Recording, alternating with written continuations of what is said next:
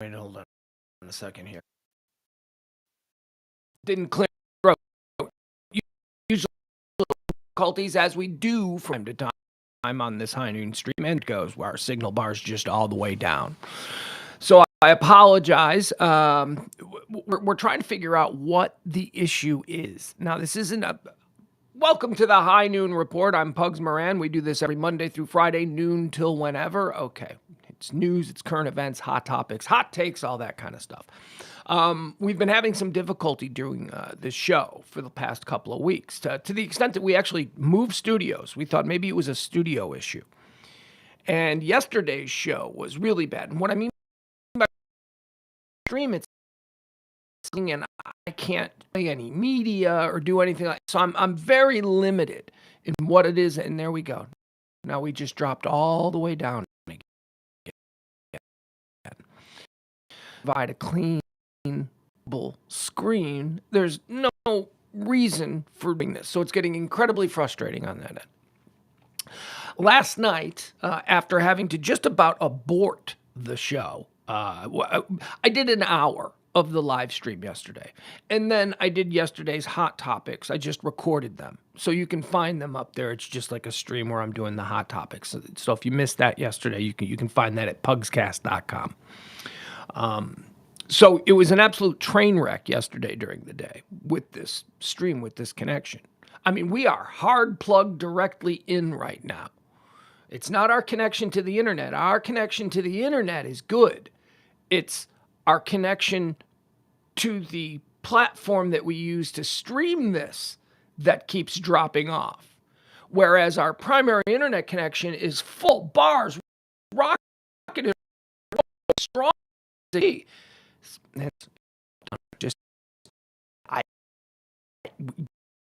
get from I don't know. Restream has an awful lot that they do. I've heard of this being. Anyway, we're going to move past it and we're going to do a show as best we can. Hey, come on into the chat room. Leslie, Al, Cameron, Jennifer, April, everybody's showing up. That's it. Beanbag chairs form your soul circle of life. Join hands and let's hope for the best as we move forward into discovering all that today has been and what we can expect it to be, because that's what we do here on the High Noon Report. We give you all the things that are trending today, all the hot topics, all the current events, all the headlines, all of that. Yeah, I know I'm fucking glitching. Just fucking stop, okay? Yes. What do you think I'm talking about?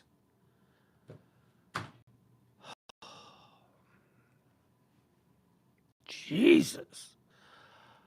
I need to get out of the chat room. I need to ignore the chat room today because it's just going to be far too... There you go. Now it bothers me. Oh, and now I went up to green bars. Maybe it's you people. Maybe it's the chat room that is causing the connection issues. I don't know. I don't know. April says we switched from AT&T to Spectrum, but yeah, Al, no, this is not. It's not our provider. Our provider is kicking ass right now. Our provider, we are getting a full, massive power, whatever it is. I don't have the proper terminology. Our provider is kicking ass. It's not the internet connection. The internet connection is kicking ass on absolutely anything else. I can stream, I can do whatever I want, play 50 video games. The internet in this house is kicking ass. It's the platform that we use. We use a platform called Restream, right? That's what we use to put this show together. That's how you see the chat room. That's how you see all that stuff. That's Restream. And it's my connection, not my connection to the internet. I'm connected to the internet.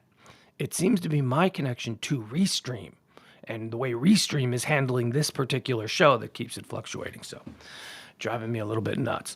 It has been solid green with no glitching since I closed the chat room. So now let me do that again. Let me bring it back. All right, now you people, maybe this is it. Maybe it's you people that are causing the problem. Maybe, no, but that can't be. Can't be you people. They offer a chat room for a reason. All right, let's get into this. I need somebody to make a comment in the chat room now, if you don't mind. Yeah, this show is kind of just turning into gripes. There you go. Thank you, Leslie. Leslie just helped me on the chat room there. I just need to see that this chat room is working, and now we're solid green bars. So I'm just going to keep going, and we're going to move ahead. All right, before we move ahead, we do want to thank one of our fine sponsors here in our show. I say fine sponsor, but, it's the only sponsor. Of course, I'm talking about Sacred Oils. Sacred Oils. Woo! CBDs, Delta 8s, edibles, all that kind of stuff. 13740 Midway Road, Sacred Oils. That's 13740 Midway Road in Dallas. You tell them Pugs 20, you get 20% off. That's pretty good. And here's the ask, right? So here's the great ask. Everybody's advertising CBD. They're everywhere. It's a competitive market. It's a new thing, and it's a new thing because everybody likes it, right? So maybe you're thinking, I want to try it. You're hearing other people. You got a place in your neighborhood, whatever. Don't do that. Go to Sacred Oils, please. Help this show out. If you want to help the show out, if you're already thinking about taking advantage of these interesting new laws that govern these things, go to Sacred Oils, 13740 Midway. 13740 Midway, you know where that is, Dallas, Texas, and say Pugs 20, and you'll get 20% off. All right, thank you very much to the folks at Sacred Oil. They bailed us out last month. That's not going to happen again this month, though, because, all right. Oh, what else did I want to mention? I wanted to mention something. I thought yesterday's, the second stream that we do a Pillow Talk stream. Yeah, Delta 8 gummies do rock. They sure do, folks. And if you don't know, you need to go to Sacred Oils, and you need to know. They make their own brand of Sacred Oil gummies. Big, giant Texas stars. They look like little sheriff's badges. You just... What was I going to say? Last night's, the second stream that we do is every Monday through Thursday night, and that's at 9 o'clock. And that's Pugs and Parker with Key and E. That's Keynote, that's James Parker, that's me, and that's our buddy E. We had a good show last night. We didn't have E last night, and that's odd because I think our best shows tend to happen when E derails us with his just, what are you talking about? You know what I mean? That moment. Those are great. On the ticket, they call them, what do they call them? Emergency break of the week. He's like the king of those, so those are fun. But we had a good show last night. We talked about a whole bunch of stuff. We talked about children, only children. It wasn't serious. I mean, it was fun. I think we had a lot of laughs, but it was a pretty good show. I liked last night's show. So if you want to hear any of that stuff, you can go to pugscast.com. All right, let's get started. Let's get into what today is. Now, here's how this show works every Monday through Friday. We typically don't start out with a rant about the internet connection. Actually, we kind of do. Actually, now that I think about it, that might be how every show starts. So maybe this isn't all that different. But what is the same is that it's me, a guy who looks crazy like I'm cosplaying Grimace. Look at this. Oh my God, I'm disgusting. Look at this. I'm like a McDonald Land character. What is going on here? And I had to button the top button because I don't like my chest hairs coming out. I don't think that's, you know what? I'm doing this. I'm doing this for the whole show. And you people can't stop me. I'm doing an entire show with a popped collar. That's going to be my thing now. Since I'm from the 80s. You hear the dog's being an a-hole. All right, here's how the show works. We started out by telling you all of the things that happened on this day in history. We like to go through the past. We like to try and see if there are any trends, if there are any things that, occurred over multiple centuries on the same day, And we find these things. Some things are simply, seasonal. Other things are more mysterious. Like, that's weird that would happen on this day, So we go through the events of the day. We call that segment Erstwhile on this day. Then we talk about the birthdays. We celebrate the births of some people who have been born unto this plane. Then we go through the mornings. We talk about the people who died on this day throughout history. And we play a little game that I like to call, These Are the People Who Died, Do We Care? Right? And it's either, because look, my contention is this, and it's a simple one. And, honestly, you can't even push back on it. Everybody dies. Everybody dies. And sometimes, terrible people pass away. It happens. So, we just that's what we do here. I try to tell you folks, I don't really judge. I just try to lay the facts out there. I won't give you all this hyperbole about, no, I don't judge. I just lay it out there. I let you people judge. It's the work of a good coward. That's how we do this. So let's get started. It is high noon. And I am your humble host, Pugs Moran. It is high noon for the 18th day of May, year of our Lord, 2023. It is the 138th day of the year. There are 227 more of these, so as we say around these parts, get those New Year's Eve plans started. Erstwhile, on this day, all right, see, this is the first segment that we do. This is where we go into the past, and we see the things that have shaped this day. Maybe inform us as to what we can expect in the hours that lay ahead. On this day in 332, man, we're going all the way back to 332. On this day in 332, Constantine the Great announces free distributions of food to all citizens in Constantinople. Hey! Now that's a guy that's living up to his name. Look at him. Oh, his people loved him. I don't know anything about Constantine the Great. Other than that seemed like a pretty cool move. All the way back in 332. On this day in 1593, playwright Thomas Kyd's accusations of heresy lead to an arrest warrant for Christopher Marlowe. Now, Christopher Marlowe, he's interesting, right? Christopher Marlowe is kind of the Kirkland brand Shakespeare. You know Kirkland brands? You go to, where do you get Kirkland? Is Kirkland a Target thing or is Kirkland a Walmart? I'm not sure, but they're wonderful brands. They're every bit as good as, the name brand that you might buy in a store or something. Kirkland brands. Christopher Marlowe was the Kirkland Shakespeare. They were contemporaries, unless I have this completely wrong, and I might.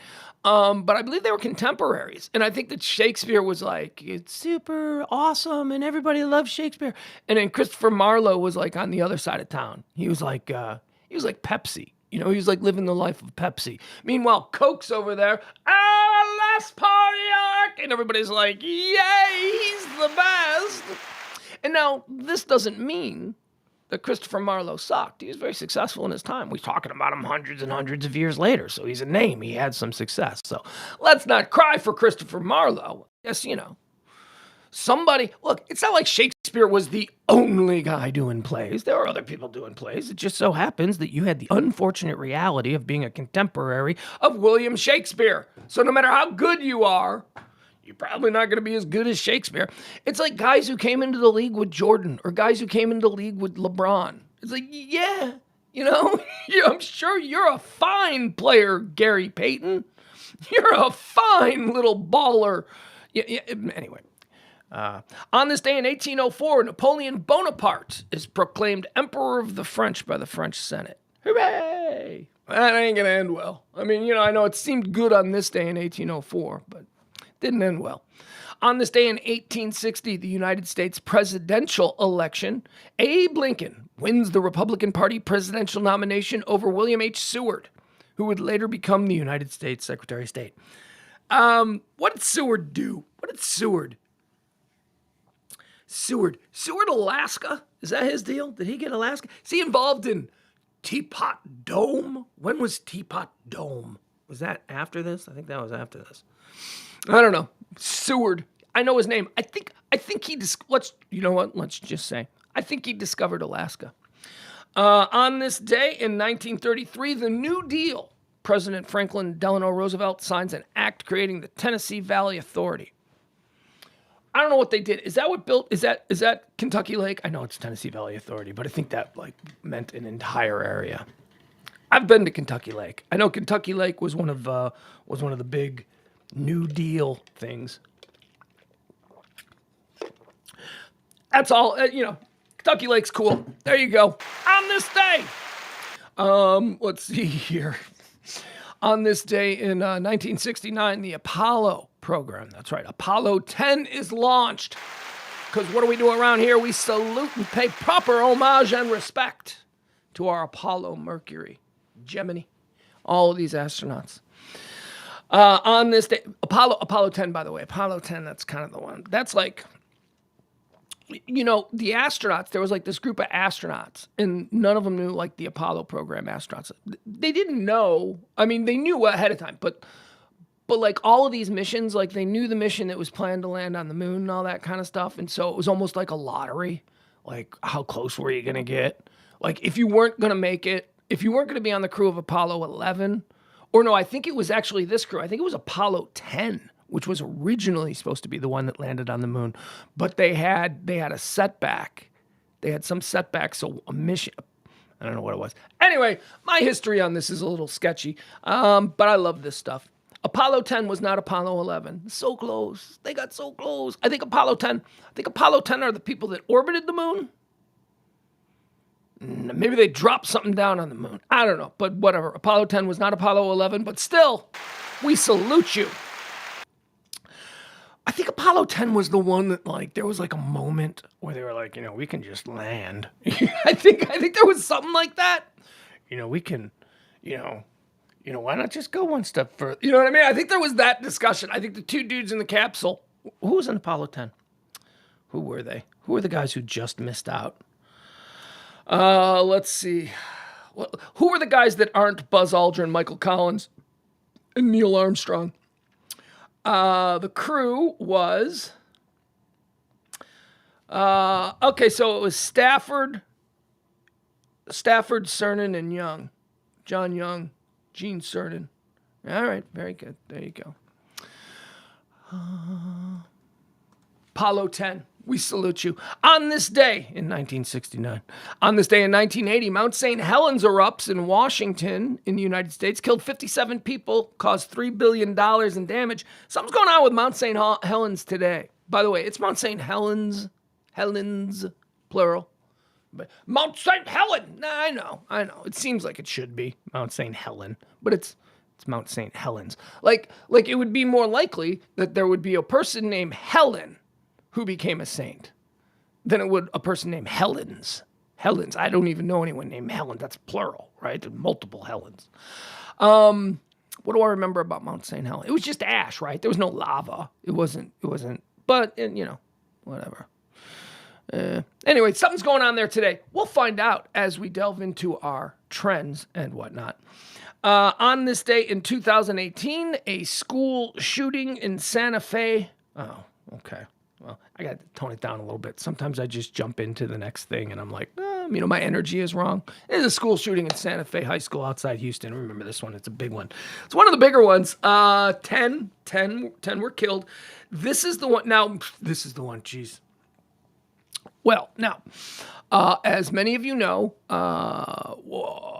I think a lot about these shootings. I'm a bit of a, how do I say this? I'm horrified and I'm fascinated by them. So I like to read up and, follow up and, just because something happened 5 years, hey, whatever happened with that guy? I like to learn all that stuff.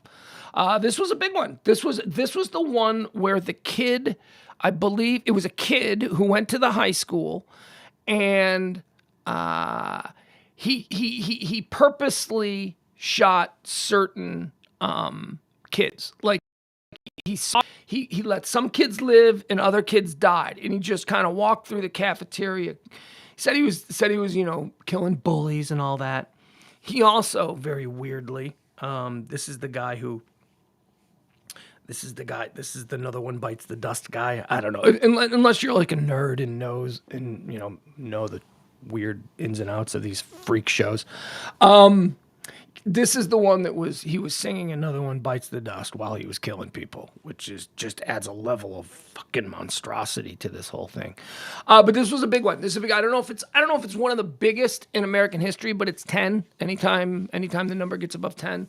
Obviously the big ones are, the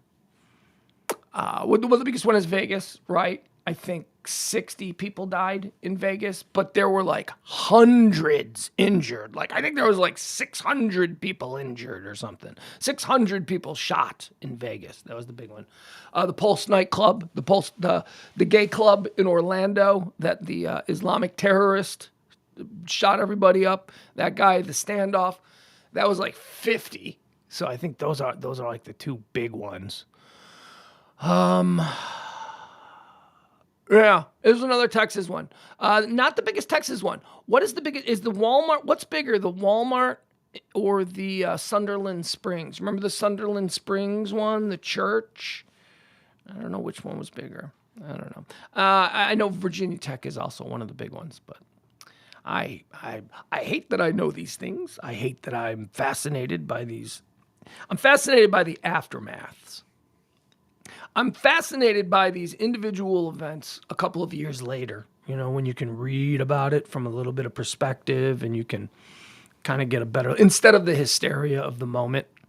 Because what I realized is that in the moment, as these terrible things unfold, we get all kinds of bullshit information. You know that. We follow these live. We like to do the breaking news coverage on any of these big news events, and more often than not lately, these have been the topic of these breaking news events, these shootings. And we hear all kinds of nonsense, all kinds of bullshit. So I like to take a couple of years later, the another one bites the dust. The kid's singing that as he's just killing people he doesn't like in his high school. And that's what it was. It wasn't even bullying. It was just people he didn't like. This kid wasn't even particularly bullied. He was just a freaking psycho. That was on this day in 2018. All right, let's get into some birthdays. That one sucks. I wish there was something. Oh, no. Okay, I was going to say that's a bad one to end on. Let's end with something nice. Although this one could go over like a lead balloon.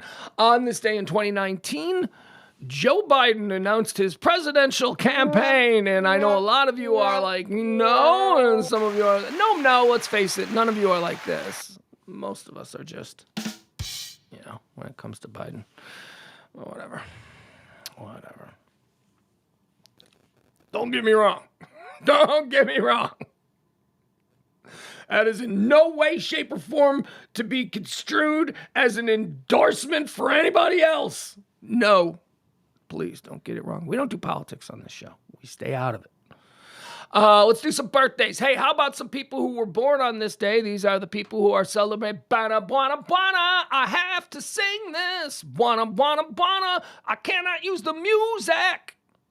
All right, let's go into some people who are celebrating birthdays today. On this day in 1897, Frank Capra. Frank Capra was born. Frank Capra. You guys know who Frank Capra is? Well, you should. If you're an old movie head like myself, how's my collar? Is my collar still popped? Back, a jank, gank. There we go. Gotta make it look good. Frank Capra's a dude, man. Frank Capra, born on this day in 1897, sort of set the bar for what an acceptable Hollywood movie was going to be. He set the bar for a movie that we could all go to and we can all enjoy. You can bring the kids, you can bring grandma, he was just the master at that. And because of this, and because I don't know that a lot of people truly understand the greatness of what Frank Capra has contributed to American popular culture. Frank Capra draft! Oh, you better believe that we're going to do a Frank Capra draft. Now, we're not going to do any free agents because, quite frankly, Frank Capra made hundreds of movies. He made a whole bunch of things. You can just cherry pick anything you want out of there. But we're going to do a top 5 in the style of the NFL.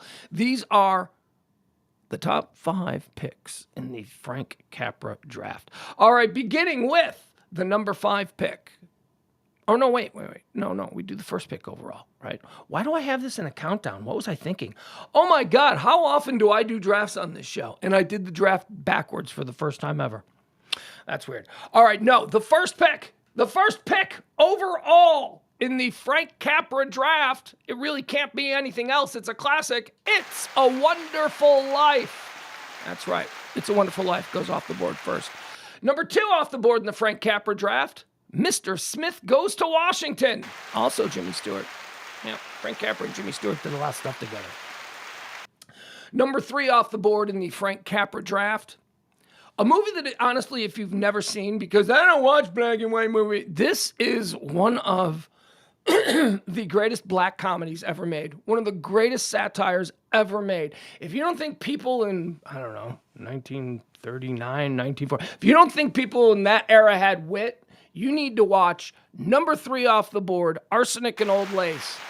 Arsenic and Old Lace is it's hysterical. It's They should remake. Actually, I think they have. I think they've remade it like 1,000,000 times. But whatever. The only version that I can think of is the Cary Grant version, where Cary Grant plays the son. Here's Arsenic and Old Lace. It's about Cary Grant, a nephew who returns home to his couple spinster aunts who raised him. And his brother also still lives there. His brother's insane. His brother thinks he's Teddy Roosevelt, so he's sort of like delusional.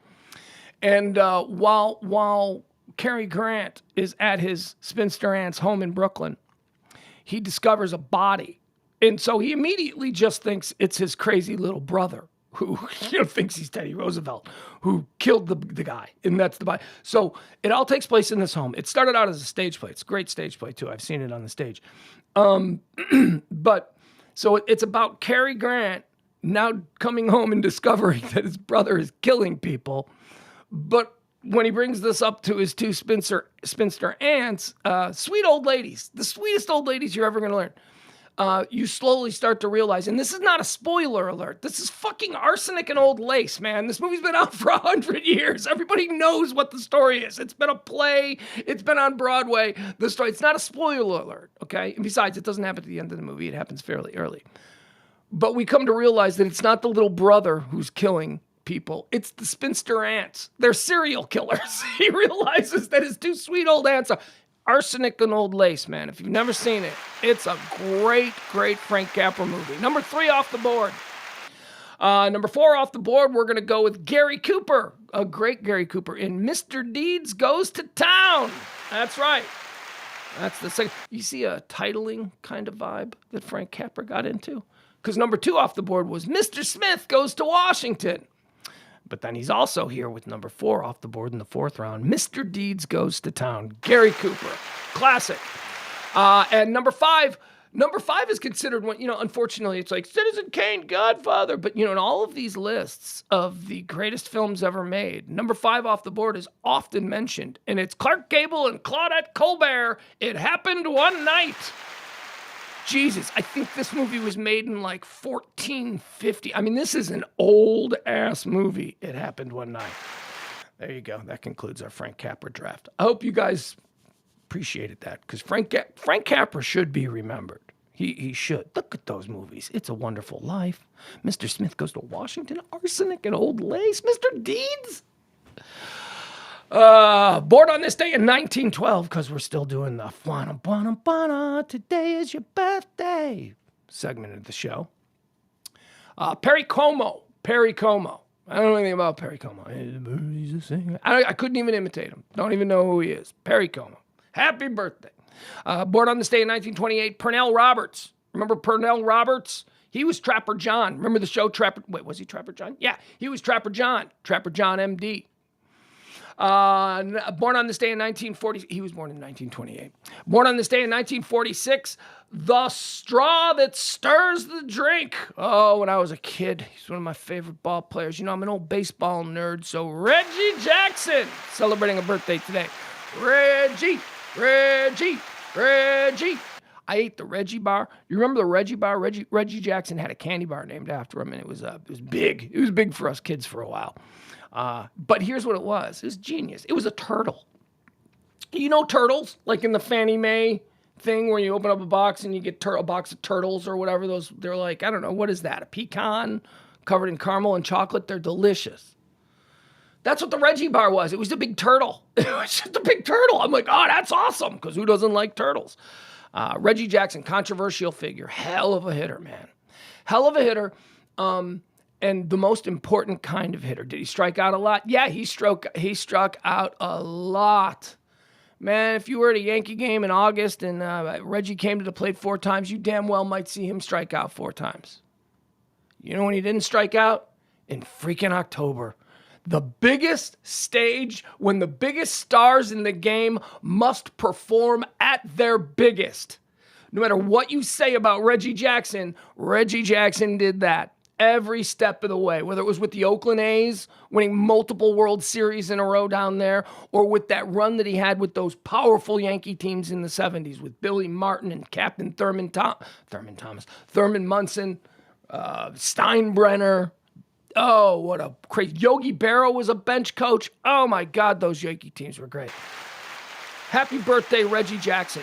A dick. Don't get me wrong. Reggie Jackson's kind of a dick, but man, that dude was a ball player. And little me, little 7, 8, 9-year-old me, I freaking loved that guy. Born on this day in 1952. George Strait. I'm George Strait and I sing song. I don't know anything about George Strait. Country music guy. Not a big country music guy. I don't have anything against country music. Here in Texas, I hear it a lot. I'm just, it's never been a foundational genre of music for me. There is the exception, and I make this distinction. I love the outlaw music. Like, I love 70s Waylon Jennings, Merle Haggard, Willie, all of that stuff. But I don't necessarily consider that country. Like George Strait. George Strait's hardcore country superstar, one of the biggest of all time. But I'm just not all that familiar with him. But happy birthday, George! Born on this day in 1952, George Strait. Born on this day, celebrating a birthday in 1960, Yannick Noah. We mentioned Yannick Noah. He was a professional tennis player. And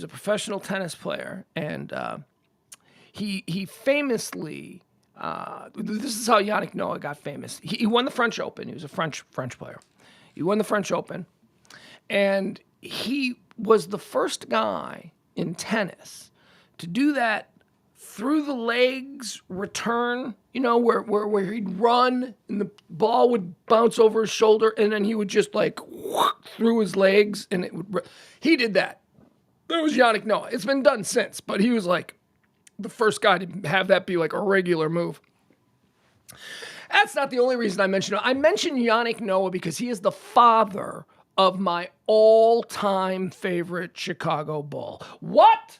He's Michael Jordan's father. Michael Jordan is not my all-time favorite Chicago Bull. He is the all-time best Chicago Bull. Duh. But, Michael's kind of a chode at times, right? The things that made him so great, that uber competitiveness and everything is a contest and he's got to win everything. Those are all great things when you need him to win your team championships. But when you're waiting in line at the Starbucks, that guy's a handful. So he's not my favorite. Like Jordan is not my favorite. He spent way too much time in Chicago. I know way too many people who've had run-ins. Yeah, you know what I mean? The stories are there. No. Yannick Noah's son, Joakim Noah is my favorite. First of all, he's my favorite NBA player of all time. There's nobody that I would rather just watch an ISO game where you're just watching one guy play back and forth up and down than Yannick Noah. Than Joakim Noah. Nobody gave 120% every second he was on the court like Joakim Noah. And with the big smile and the crazy sideshow bob hair and just the way he was as a teammate when Derrick Rose got injured, the way Joakim Noah became the big brother to him and kept people away from him. Oh my God. And he's a legend in Chicago Bulls circles. The stories about Joakim Noah and what an absolutely unbelievable dude he is. Unbelievable. So to you, Yannick Noah, I say happy birthday. And thank you for your son, because he's truly a prize. Born on this day in 1960. Let's go 10 years further. Born on this day in 1970. How about Tina Fey?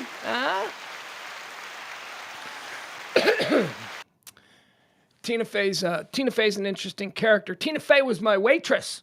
She used to work at the club right across the street from Second City. It wasn't a club, it was a bar. Her, Amy Poehler, they all worked there when they were waitresses. And this was at a time when I was doing morning radio in Chicago, and we had a very popular morning show, and we used to pull people out of the Second City to be callers.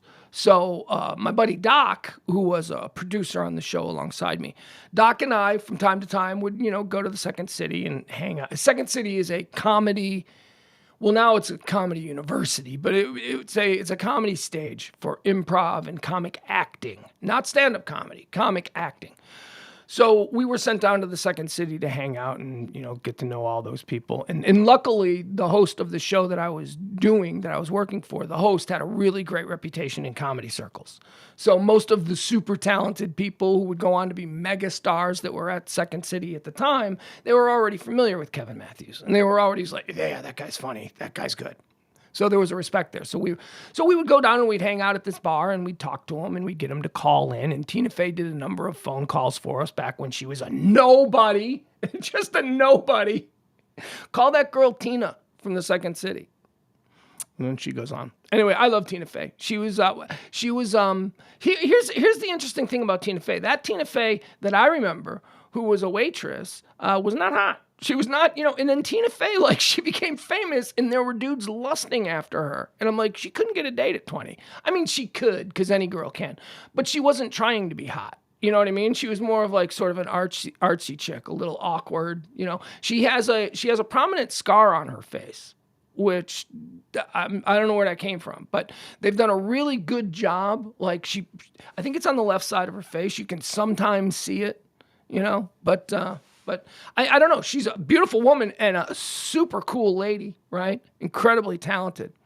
But it's funny because, as I get older, it sucks getting older, but you do have life experiences and you can look back on things. And yeah, I mean, I remember she had to have been 22, 23 years old. 22, 23 years old, Tina Fey, Amy Poehler. Who else was running around with them back then? Rachel Dratch. I don't know if you remember Rachel Dratch, but Rachel Dratch was somebody that we used. We thought Rachel Dratch was the talent. She was the good one. She was the really funny one. Anyway, happy birthday, Tina Fey. Born on this day in 1970. Born on this day in 1983. One of my favorite guys and just one of my greatest disappointments. University of Texas legend, Vince Young. Vince Young. Man, I wanted him to be the greatest NFL quarterback of all time. Oh, man. There's still time, baby. How old is he? How old is Vince Young? Oh, 40? He's 40. Yeah, that's easy. He's born in 83. Vince Young is 40 years old today. Well, Brady played till 45. Somebody signed Vince Young. All right, let's get into the segment that we like to call, These Are the People Who've Died, Do We Care? These are the people who've died. These are the people who've died. Do we care? On this day in 1963, the world lost Ernie Davis. Do we know who Ernie Davis is? Ernie Davis is a football player. Ernie Davis was The Express. I don't know if you've ever seen that movie. Ernie Davis wore 44. Ernie Davis replaced Jim Brown in the backfield at Syracuse. The great Jim Brown. Ernie Davis was the first black Heisman Trophy winner. Well, let's be honest. The best football player in the country for years had been a black guy. His name was Jim Brown. But this was the year they finally went, well, I guess we got to give it to one of them. So, progress. Sometimes you don't want to know how the sausage is made. But yes, he was the first black man to be awarded the Heisman Trophy. And he deserved it, without doubt. But my question is, how many before him deserved it that didn't get it? Because old Johnny Football from the University of Kansas won. Ernie Davis, American football. He died of leukemia. He died a tragic death. He never played a down in the NFL. Was drafted by the Cleveland Browns. And then I believe it was in training camp where he first started to get sick, and he died of leukemia. Very sad story. Good movie. The Express. I don't know if you've ever seen it. The Express, the Ernie Davis story. Ernie Davis died on this day in 1963. Do we care? Yeah, we care. He seemed like a really good guy. And let me tell you, man, cancer is out there looming for all of us in all of its spooky forms. Dead on this day in 1980, Ian Curtis, singer of Joy Division. He killed himself. Ian Curtis had a lot of things going on. I think I got into a little Joy Division conversation a couple of weeks ago on the nighttime show. I dated a girl who loved Joy Division. And she loved Joy Division. And she loved Ian Curtis. And oh my God. And this is long after he was dead. This is a girl in the 90s, right? So she's a part of this cult that is trying to canonize Ian Curtis of Joy Division. I don't know. So I'm a little biased because it was irritating to me how much she liked him. And I'm like, the love will tear us apart guy? That's the guy that you think is love will tear us apart. That's what else you got? You got anything? Like, I didn't get it. So I pushed back. And actually, one of the worst girls I ever dated. So, screw her. So Ian Curtis died on this day. Do we care? No. Based on just personal history of your name being associated with bad times, we don't care. And you killed yourself. Yeah. Come on, man. I got depression too. You don't deserve any praise for that. All right? Come on. Dead on this day in 1988, Dawes Butler. Dawes Butler. You know who he is? Yeah, you do. You know who he is. Of course you know who he is. Dawes Butler was, he wasn't Hanna or Barbera, but he was basically Hanna-Barbera. Dawes Butler was Yogi Bear. Dawes Butler was, who else was he? He was Snaggletooth. I don't know. He was all of them. Look, all you need to know about Dawes Butler was that he was Yogi Bear and every other cool Hanna-Barbera character. Do we care that Dawes Butler died on this day in 1988? Of course. Of course we care.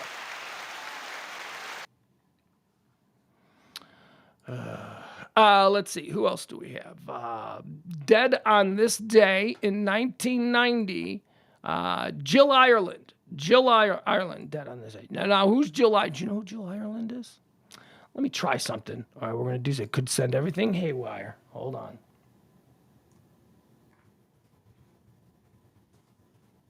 It's all been so good today. Let me try this. Oh my God, now I got Ian Curtis stuck in my head. Love will tear us apart. Oh God, that song. Are you kidding me with that stuff? Are you kidding me? Here we go. All right, now we're going to start glitching.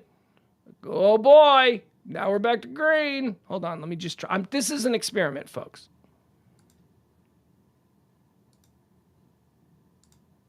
Okay. All right, here we go. All right, this is Jill Ireland. All right, that's Jill Ireland, dead on this day in 1990. That's her husband, Charles Bronson. And the reason that I wanted to show you this picture is because this is a picture of Jill Ireland and Charles Bronson, probably, I don't know, 1975 or something. Would you look at these two? These two, this is timeless hot. This is 1975 or something. Look at him. Do you know how many dudes his age today in 2023 would kill to go out to a club looking like Charles Bronson? Look at that dude. And then look at his lady. Oh my God. That's Jill Ireland. She was an actress. Oh, I mean, not a big actress, but, she was kind of big. Look at that outfit. Look at how hot they are. Good Lord, that is a hot-ass couple.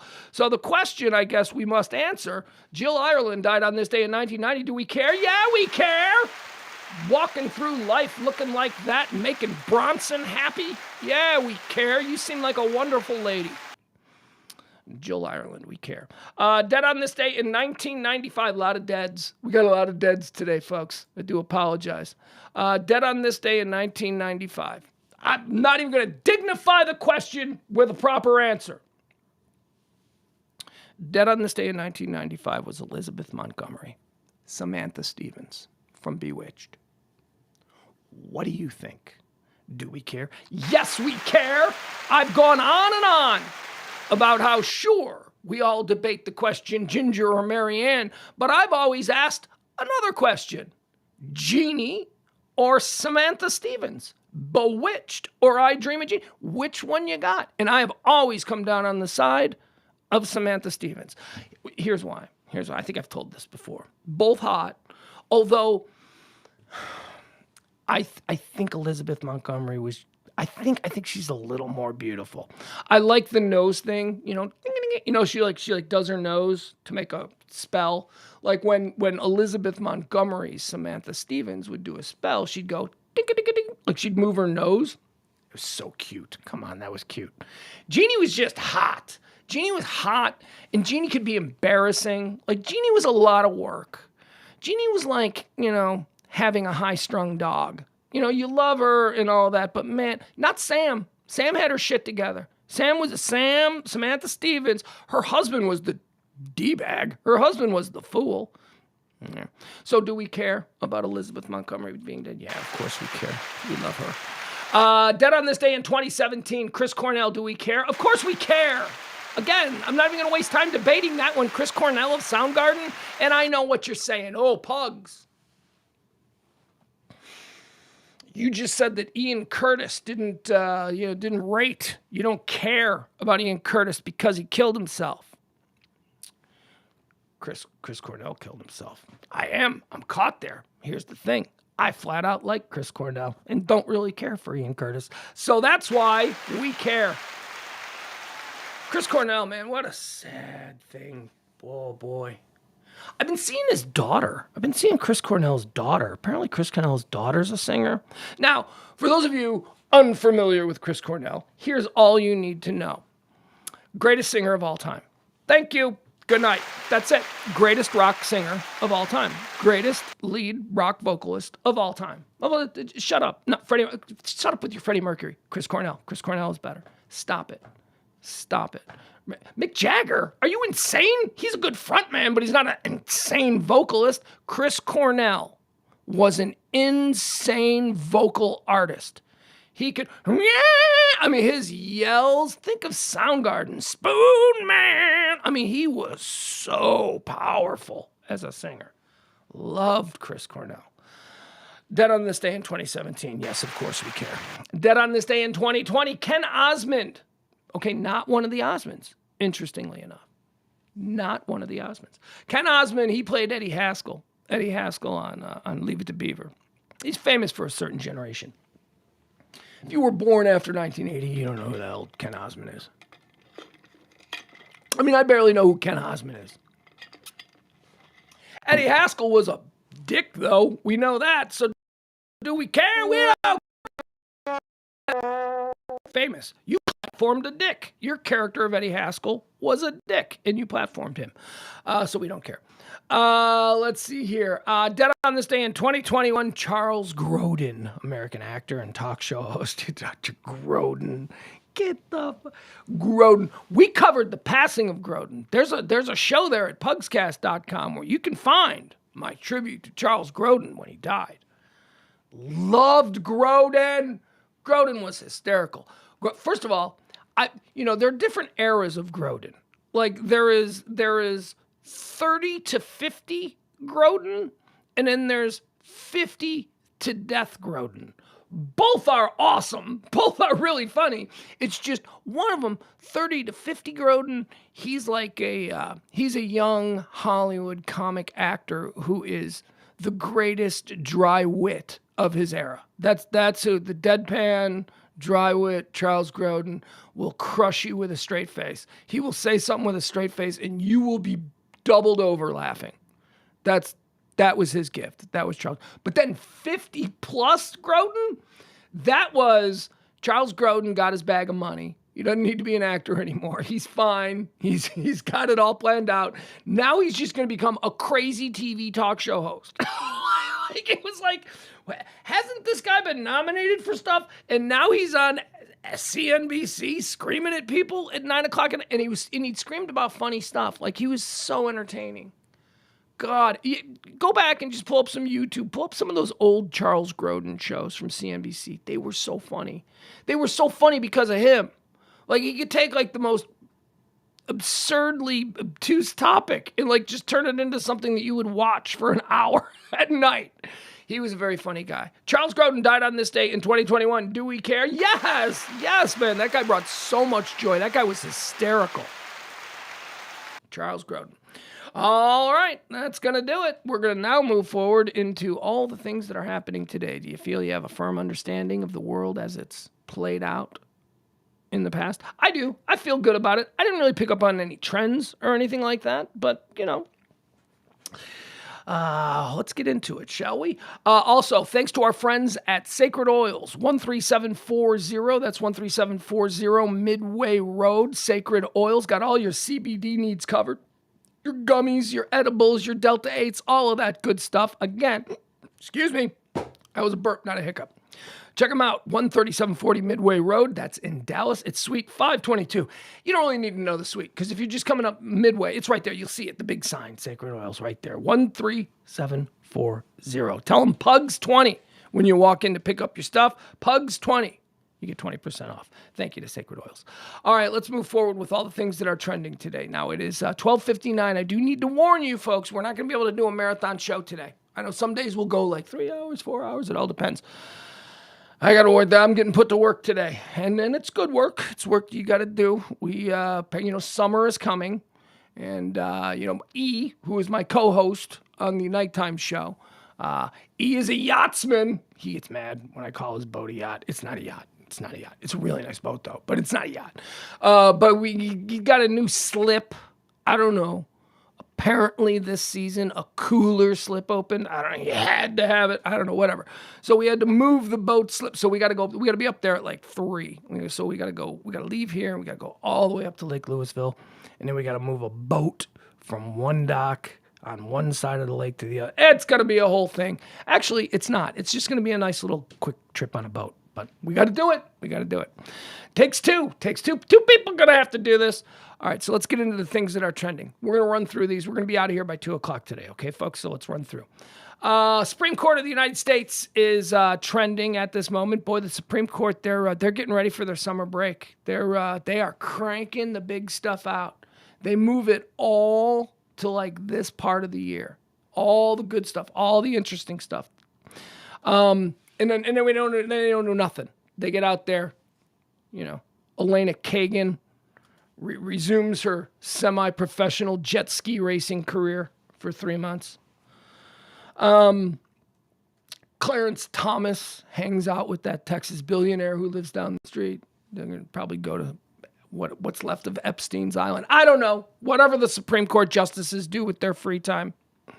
The Supreme Court today, however, has declined to address the legal liability shield that protects tech platforms from being held responsible for users' posts. The decision leaves in place, for now, a broad liability shield that protects companies like Twitter, Meta, Instagram, as well as Google's YouTube from being held liable for their users' speech on their platforms. The Supreme Court said it would vacate and remand or send back the decision to the Ninth Circuit Court to reconsider in light of its decision on a separate but similar case, Twitter versus Thomas. So basically, here's the deal that they decided on today. So if you get on YouTube, as I am right now, and I start doing something, like I'll give you an example. Do you know what will get this show instantly deleted from YouTube? If I were to say something like, we should all go and find, I don't even want to say it because I don't know what the algorithm that YouTube uses to ban shows. Any kind of like personal attack, like we're going to get, and then you put this person's name. You can't do that. That'll get you gone immediately. So there are a number of other things, though, that can be actionable. Like, let's say somebody says, somebody ought to grab this person, like just a random person. Just a YouTuber angry at the guy who lives down the block. Somebody ought to, just go beat that guy with a shovel. And then somebody goes and beats that guy with a shovel. Should YouTube be responsible in any way, shape, or form for the content that was put out on the platform that they created? That's what was at issue in front of the Supreme Court today.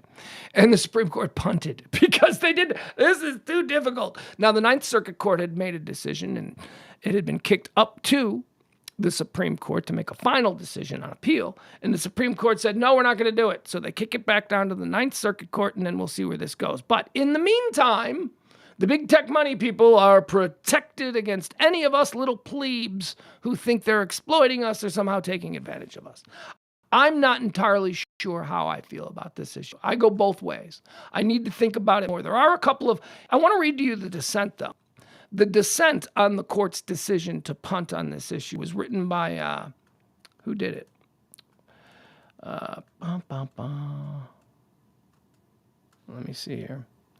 Okay, the two people who dissented on the majority decision were Chief Justice Roberts he thought a decision needed to be made, and Elena Kagan, she thought. So you have a conservative head of the court, the Roberts Court, Chief Justice. You got the conservative chief of the court who dissented on this, and then you have one of the court's more liberal people who dissented on this. Let me see here. I want to read. There's usually just like a little summation of whatever the dissent is. Yep, okay, I can't find it. The Supreme Court declined to address the legal liability shield that protects tech platforms from being held responsible for their users' posts. This decision leaves in place, for now, a broad shield that protects these companies. The court's decision in these cases will serve as a big sigh of relief for tech platformers now. Yeah, well, all the rich guys, all the billionaires are like, woo!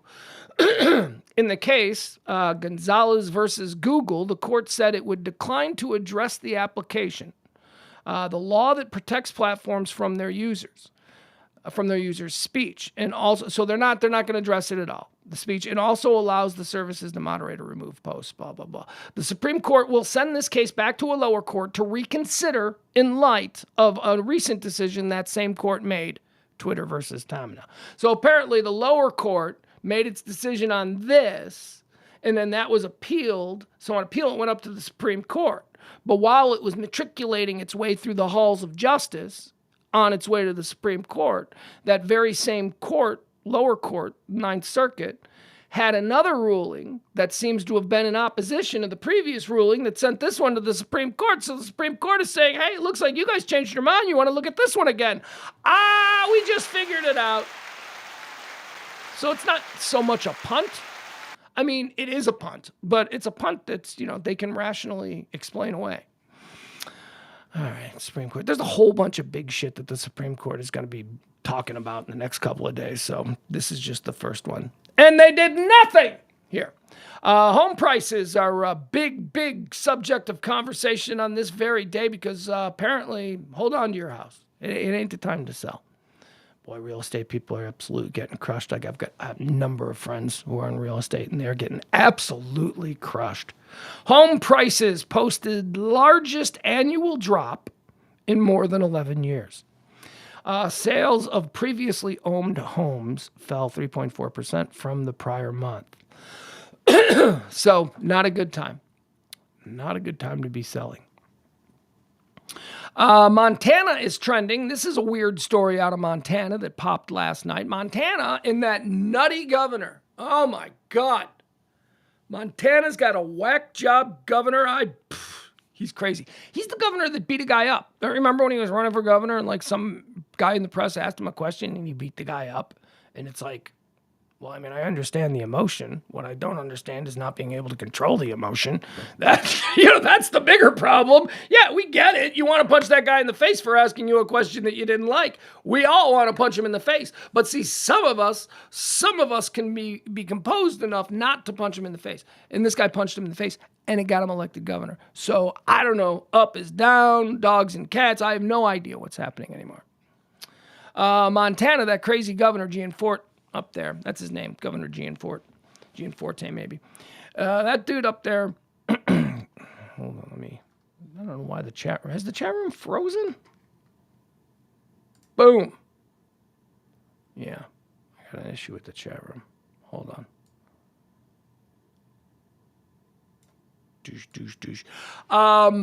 TikTok. They banned TikTok in Montana. I don't know how that works. If you get pulled over, does the cop demand to see your phone and, then scroll through your apps? I don't know how that works. Is it blocked? Whatever. Seems stupid. Montana seems like a stupid place. Their governor seems like a stupid guy. I have no idea what this means. How about North Richland Hills here in Texas? Hey, North Richland Hills. North Richland Hills has a very big announcement for all of us here in North Texas, especially those of us with kids. Although I won't be going to this place. I ain't going to this place. What is going on with North Texas? How many theme parks do we need? We've got that new store. Are you telling me this story isn't? The story doesn't exist now. What the hell happened? All right. Hold on. Let's see. Let's see here. Hasbro. Okay, so Hasbro, Hasbro, the toy company? Hasbro has like a theme park division or something, and Hasbro is going to be opening up a giant theme park. There's another one in Florida by Disney World, but North Richland Hills, this page no longer exists. What the fuck? Hold on. Sorry, folks. Apparently now, in order to find this stupid story, all right, hold on. All right, screw it. We're moving on. North Richland Hills is getting a Peppa Pig theme park, okay? Peppa freaking Pig! I got a 14-year-old. That doesn't help me. Whatever. The person in North Richland Hills, there was one funny quote that I wanted to read. The person who, the spokesperson for North Richland Hills, proclaiming, "Oh, what a wonderful day! What a wonderful day!" And it is a great day. It's a good thing. It's going to be a very good thing for that area. The person who runs North Richland Hills says, "North Richland Hills has always been a family-friendly environment, and we feel confident that the addition of Hasbro's Peppa Pig theme park will only amplify our community's dedication to traditional family values." And I'm like, man, I remember seeing a dude shove a garden hose up his butt in an alley behind bell bottoms in North Richland Hills. I don't know what you guys are talking about. My entire experience with North Richland Hills has been debauched. There is not, I don't think I've been to North Richland Hills other than every Wednesday night for like 4 years when we would go there to bell bottoms. I have fond memories of North Richland Hills, but they are not of a family-friendly environment. I will tell you that. All right, what else is happening? Harry and Meghan are trending. Yesterday we told the story about Harry and Meghan and about how, you remember they had this terrible car chase and all that. Well, now everybody's going, it wasn't a car chase. Stop it. Meghan's an actress. Of course she overblew it. The police are saying, we never received any calls. We don't know anything about it. Witnesses are like, it didn't go on for 2 hours. And then other people are like, it was Harry and Meghan's driver who was the one driving like a crazy person. And I don't know. So, they're making a big deal. This all has to do with the fact that the royal family no longer pays for their security. If they were still royals, they probably just wouldn't be, flibberty jipping around Midtown Manhattan on a Monday night. But if they were legit royals still, they would have a full British royal, security detail. But they don't have that. And they don't like that they don't have it. And they got to pay for their own security. So they're just going to amplify these things. It's going to become very dramatic until what? The United States government, they want us now to provide them security in the country? Screw you! That's what... See, because the United States Secret Service cannot provide them any kind of... Well, they can't above board provide them any kind of security detail because they are no longer officially affiliated with the royal family. If they were, it would be incumbent upon us as a host nation to visiting royalty to provide them with all the security services that we would our own dignitaries. But they're not, so we can't help them. And we shouldn't help them. We shouldn't even help them if they were still legitimate royals, because remember, that's what America is all about. We think you people are all delusional. We over on this side of the water, we don't think that magic babies are born as gifts from God, destined to rule the throne of an island nation. That is not some bullshit that we subscribe to here. So we're not playing your game. I mean, I guess on some level, if like the king were to come here, we would have to play along, right? Because that would look bad. So we would certainly protect them. But Harry and Meghan, they're going to make it seem like they're just tortured until somebody steps up and gives them private security. And somebody will. Oh, I'm surprised that hasn't happened yet. I'm surprised like someone like David Geffen, who's really just looking for access. He really just wants to be able to say, well, I'm friends with Harry and Meghan. I'm surprised someone like that hasn't stepped up and just gone, all right, I'll pay for all your security. Some super rich guy. Maybe that's what they're bucking for. I'm starting to not like these two, is my point. They're starting to be a problem. Meghan, she seems like a problem. I think she took a damaged little boy. And Harry, this is what I'm going with. Oh, but by the way, when I say damaged little boy and Harry, I don't mean to I don't mean to paint him as like, little Lord Fauntleroy, a little sad little boy. I don't want that. No, he's a royal piece of shit, silver spoon garbage person. That's what he is. But even within all of that complicated stuff, still just a broken little boy I don't like her. I don't like Meghan. I don't even think she's that hot. I think she's, you know what she is? She's like, she's mall hot. She's like if you went to a really good mall in like a really good part of town, you might see somebody, you could see somebody hotter than Meghan Markle at that mall. It's just, testing positive is trending. Do you guys still have drug tests? Is that still a thing? Like, do they still test for weed? What is the point? I don't get this. The weed is like in Illinois, it's been legal for years, and I have a friend who's like, yeah, well, they're going to start drug testing in my work. I'm like, it's legal. What are they testing you for wine and beer too? Because it's legal. You're not breaking it. Well, the company has an independent policy. That's some bullshit. More and more people are testing positive in the workplace. Well, duh. It's because weed has become more legal. And people who would never have ever even tried it are now, trying it because they're going to parties and it's there and it's out and it's open and people are like, yeah, don't be the party pooper, See, this is what we said. This is what people look at all the weed junkies we have. Oh, shut up. You don't have weed junkies any more than you have Bud Light junkies. Stop it. As legal marijuana expands in the U.S., a record share of workers are testing positive for the substance in workplace drug screening. I'm surprised that there's still widespread workplace drug screening for marijuana. I get opioids. I get other things that could be, problems with you showing up. But I'm telling you, man, half your workforce is probably better at their job when they're just a little bit high. It's not the same thing as being drugged out on Vicodins or something. It's not the same problem as being a heroin junkie or a cokehead or a drunk. The guy who goes out in his car and, has lunch by just, drinking a fifth of vodka. No, dude with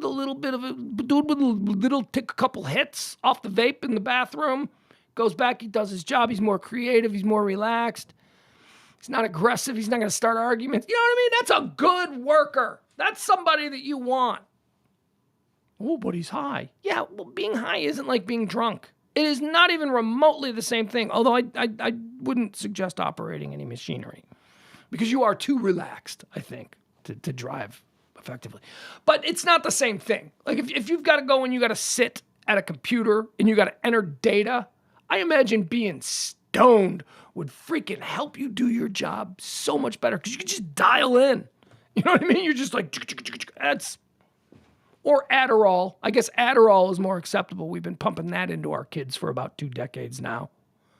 Adderall is just something that dials them in, but, is made by a bunch of multi-billion-dollar pharmaceutical companies with a lot of chemicals in a lab somewhere. So that's the one we went with.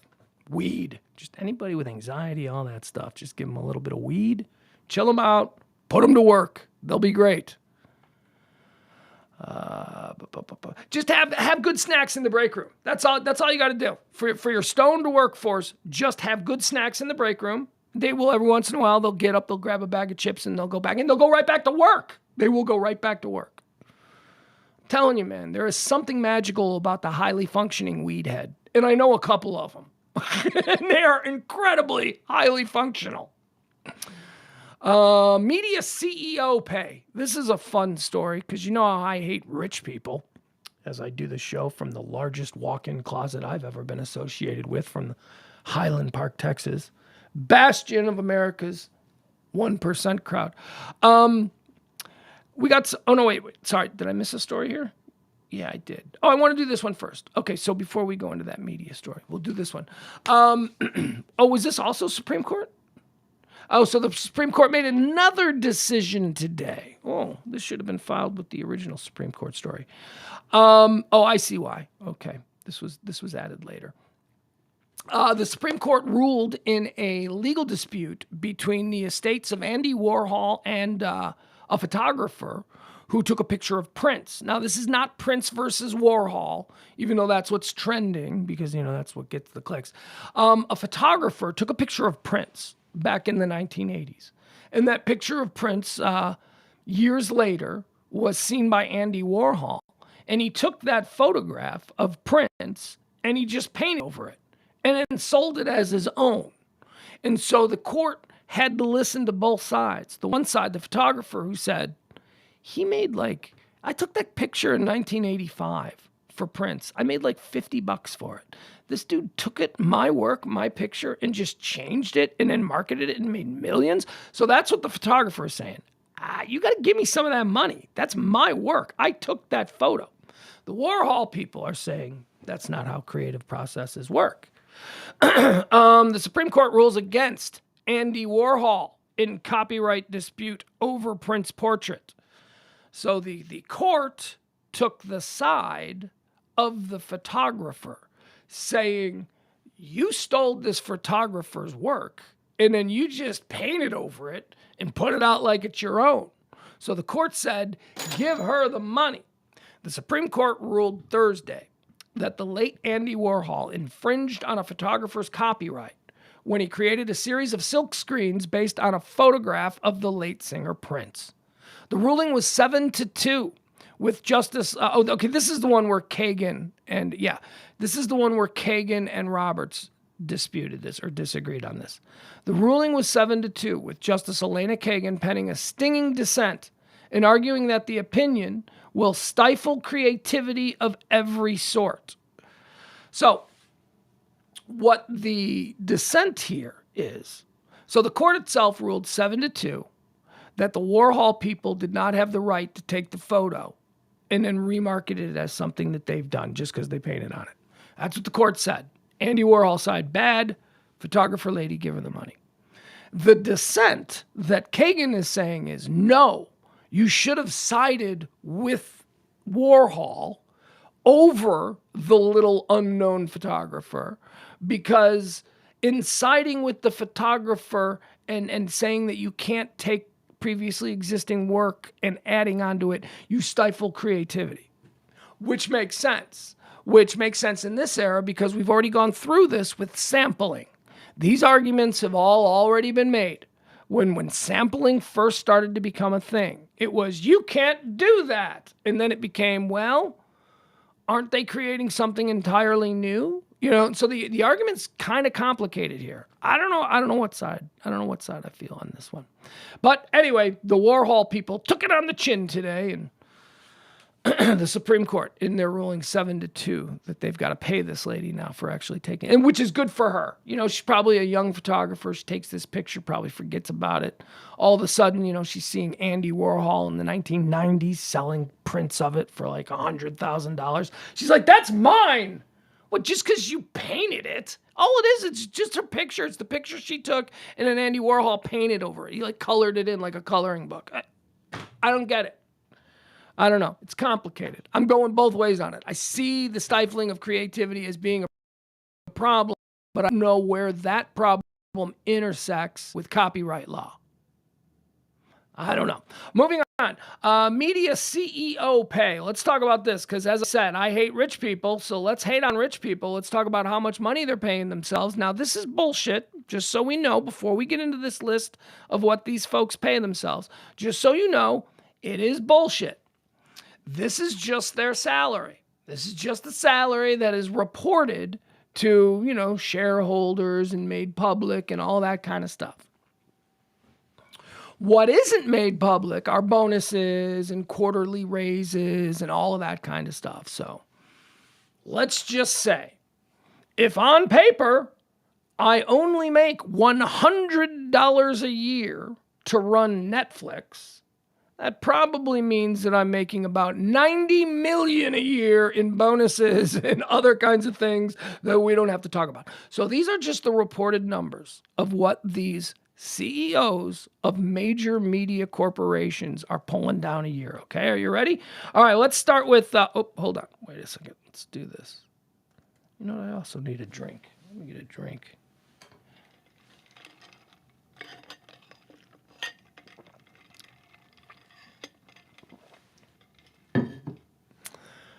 Thank you. Had to wet my whistle. Oh, okay, so we're going to start right out at the top, not the top, but one of the largest media conglomerates in the world. They're as big as they get. The guy that's helming the ship is the most powerful man in Hollywood. So let's talk about Disney. Let's talk about what Disney is paying the boss man now. Disney is paying the boss man because Bob Chapek, who was the CEO of Disney until just a couple of months ago, he was blown out. See, just a little bit of quick Disney history for you. In the last 2 years, here's what happened.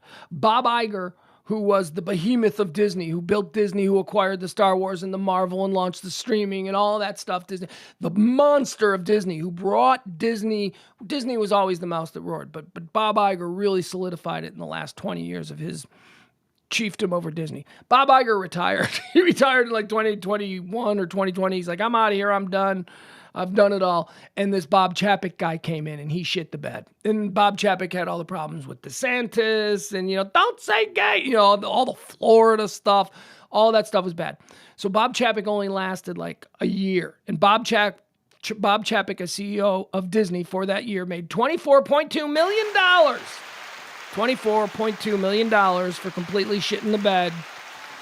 And just a couple of months ago, Bob Iger, the guy who had retired like a year ago and handed it off to Chapek, Bob Iger comes back, and so now they're paying Bob Iger $15 million a year. Wow, Bob Iger must have been desperate to come out of retirement for just $15 million when the guy he's replacing is only making $24. Bob Iger is making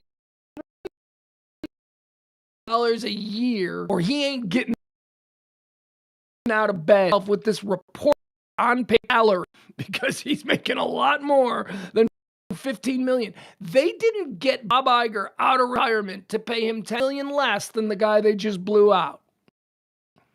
These are all creative accounting, but those are interesting as base salaries. How about Netflix? Netflix is a big one. Reed Hastings, of course, is the guy atop Netflix. Ted Sarandos is the guy who's in charge of programming. It's Reed Hastings' company, but let's see what this is. Reed Hastings, CEO of Netflix, last year paid himself $51.1 million. Ted Sarandos, who is the co-CEO, he paid himself $50.3 million. There you go. So $100 million there at the top of Netflix.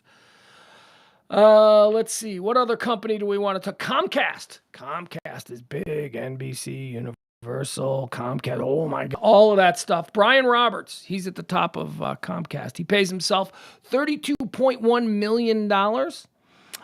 He's also got an... $32.1 million there. That's all just reported. Probably another $250 million in bonuses that he can attain. How about Apple? Tim Cook. Tim Cook, the head of Apple. Tim Cook pays himself $99.9 million. 99.9. Because $100 million would be too gaudy. Tim Cook. Tim Cook pays himself $100 million as the CEO of Apple. Apple Media, Apple everything. Warner Brothers Discovery is a big one. Warner Brothers Discovery is a big one. It's got all the DC universe. It's got like every cable channel that you watch. HBO Max, all of that universe.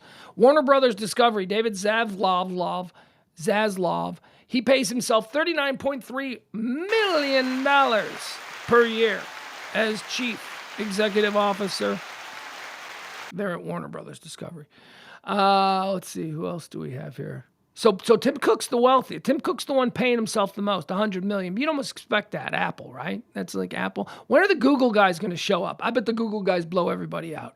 Paramount is a big behemoth of a media company right now. Paramount. Bob Bakish is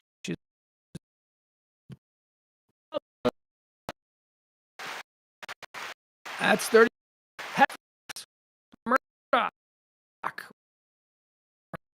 The two coasts, whatever Fox is. Murdoch pays himself a paltry $18.4 million. That's all. Oh, Rupert. Yeah, it's because off the books, he's paying himself $500 million or whatever, right? Lachlan Murdoch, how about his son? His son. Remember, Rupert's only paying himself 18.4. Lachlan Murdoch pulling down 21.7. Lachlan Murdoch making more than his old man. Now, if that doesn't tell you how these numbers are just bullshit, these are just made up bullshit numbers that are thrown out to the press so that they can have something to chew on like I'm doing right now. Rupert Murdoch, in no real world, is allowing his son to make more than him. That's Fox. Amazon. Okay, this isn't Amazon. This isn't Bezos. This is a guy named Andy Jassy. He's the CEO of Amazon. He pays himself $1 million a year. Hi, Andy. I'm a responsible corporate piece of shit. I pay myself $1 million a year. Oh, but then every June 5th, you get that $350 million bonus, don't you? Well, of course, but that's off the books. That's based on the performance of the company. Yeah, okay. All right. Would you take your $1 million and just tip that? Promise. Yeah, look, take that one. You better at least tip $1 million next year. That's bullshit. Meta. How about Meta? Zuckerberg's only paying himself $25 million. Zuckerberg's only paying $25 million. Let's see, what else do we got here? What is that? Is that Meta? Oh, here we go. Alphabet. Okay, let's see what this dude. Alphabet is Google. No, this has got to be the big one, right? This has got to be so the head of Google, the head of Alphabet, not Google, the head of Alphabet is Sundar Pichai. And I hope I'm pronouncing his last name because he's got a lot of money and he could hunt me down and kill me. Here's what he's just paying. Imagine what his actual take home is at the end of bonuses and everything. This is what he's admitting that they're paying him per year. Are you ready? $226 million a year. $226 million a year to be the CEO of Alphabet. And that's the on paper shit. So he's probably, he's doing very well. Let's just put it that way. All right, I'm always interested in those numbers. Not that they have any real credibility, but it's just fun. It's fun to dream. ESPN flagship is trending. We got a couple of media stories here that we're going to discuss on our way out the door. What is ESPN flagship? Well, let me read it to you. This is a very interesting, a lot of changes in media going on right now. Have y'all noticed that? There's like a lot of different stuff happening. Let me see here. This is a fairly big announcement from ESPN, and I believe it has a lot to do with their announcement yesterday of the signing of Pat McAfee. Pat McAfee, who is a streamer on YouTube, making filthy CEO of Alphabet, stupid daily sports stream, the Pat McAfee show. And it's not stupid, it's fantastic. I think he's... I would view him as a young broadcaster. I would view me as like a guy from the old school, right? So it's very easy for people, who would categorize myself as a guy from the old school. It's very easy for us to sort of look at the new broadcasters and resent them. And I look at Pat McAfee and I go, fuck yeah. That dude is doing something different. So I respect him in that way. He's doing something. He didn't just start to do a show where he was mimicking all the people that he heard growing up. You know what I mean? Like, he's not doing an imitation of his favorite sports radio show. He's just doing an imitation of him hanging out with his boys in the locker room. And it's magical. It's magical. And ESPN knows that. So ESPN is, they made it official yesterday. They are basically going to make Pat McAfee a major star of their brand. That was yesterday's big announcement. One of the sticking points, not even a sticking point, but one of the demands that Pat McAfee had was that even if he signs this deal with ESPN, and even if he is on ESPN, the network, every day for 3 hours after whatever, 1st and 10 or whatever, when he's going to be on. And it's going to be a 3-hour. It's going to be his same show. He is changing nothing about his show. It is just going to be that YouTube show that he does every day is going to be on ESPN now for 3 hours. One of the contentions was that he needed that stream to remain intact. That just because he was going to ESPN, he didn't want any of his listeners who watch for free on YouTube to suddenly be like, oh, you mean now I got to get a cable package to get ESPN? So one of the sticking points was, you can put me on ESPN, your channel. You can put me on ESPN Plus, or he's going to be on 2 of the ESPN channels live, streaming live. He goes, but you also have to put me on your YouTube channel and you have to stream it live, which is something ESPN doesn't do, because in order to view ESPN content, you have to have a cable package. So what you see on YouTube are clips. They're pre-edited clips from shows. McAfee was like, no, you're going to put my whole show on.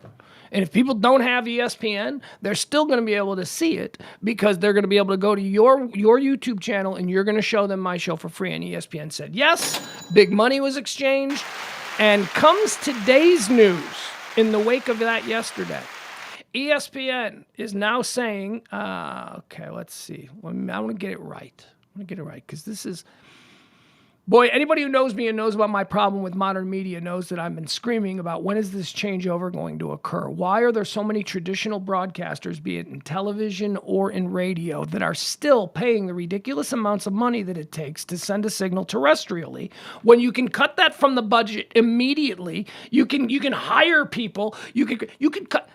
I put it to you this way: a radio station that you listen to in your car. You'll do that thing. You punch it in, you punch it out. It's a signal that comes through the air. Your car catches it and plays it through your speakers. That's how it works. That radio station, before anything, on January 1st, is $1 million in the hole because of that fucking tower. That tower, the maintenance on that tower, the restrictions, all the things you have to pay to maintain a 300-foot radio tower to send out a signal that somebody in 1880 discovered. I mean, it's archaic, and it's an unbelievable expense that broadcasters are still engaging in, even though they know they can just send their signal digitally.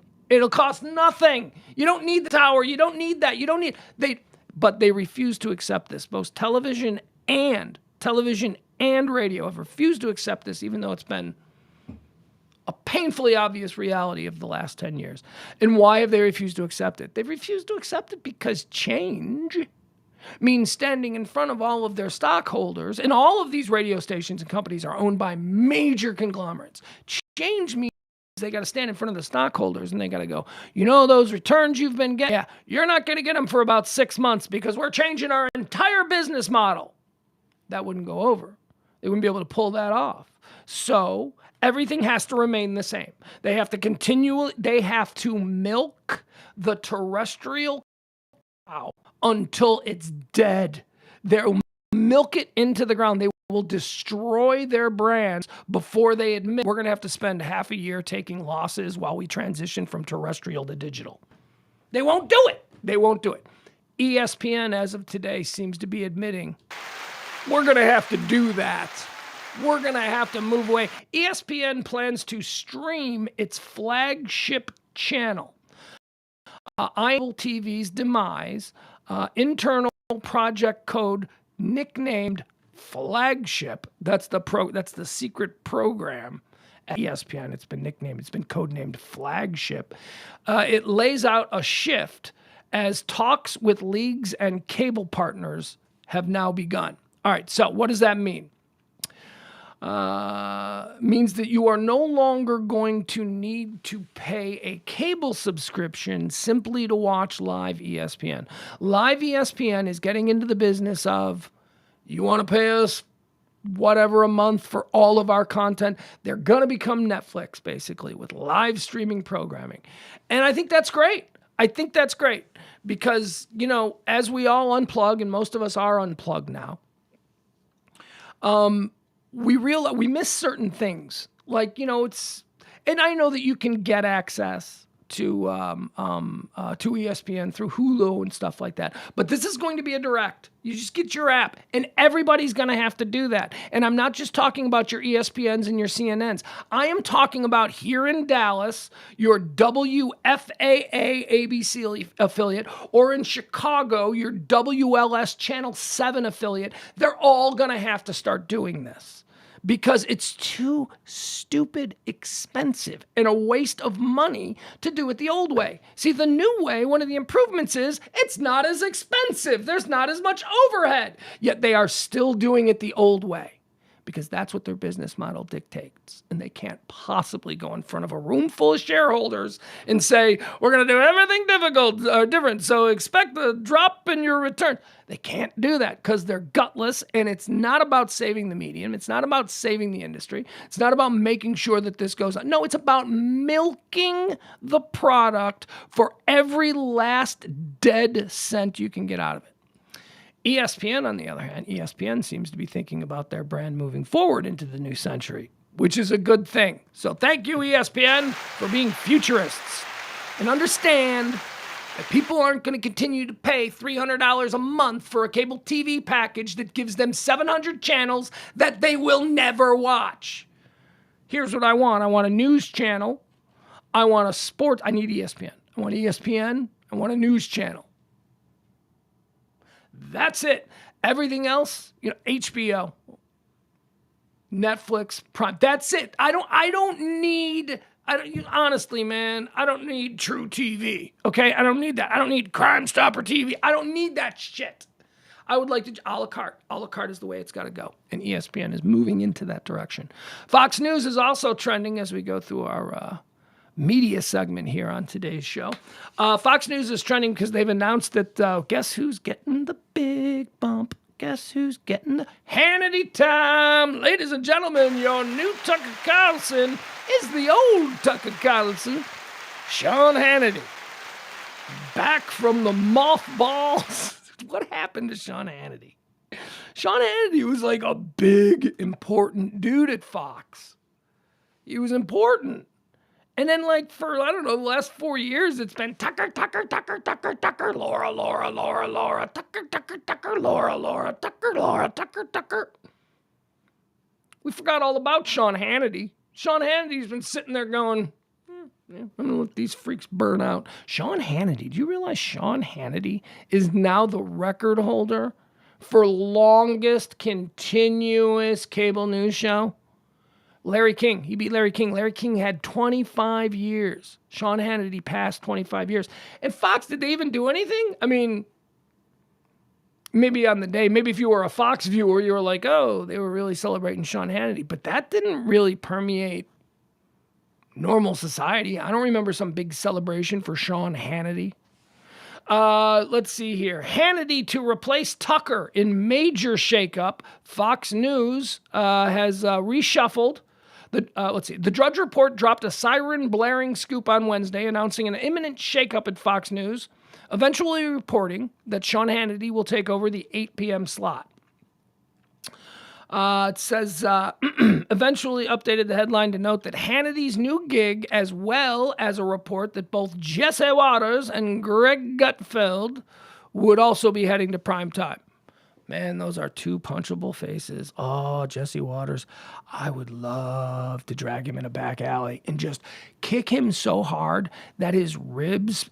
see, now this is where YouTube gets involved. I was doing a little dramatic retelling of a fantasy that I have that would probably be construed as threats of violence against somebody. That's not true. We don't do that here. We don't want any threats of violence. But some people just naturally have a punchable face where you just want to hit them.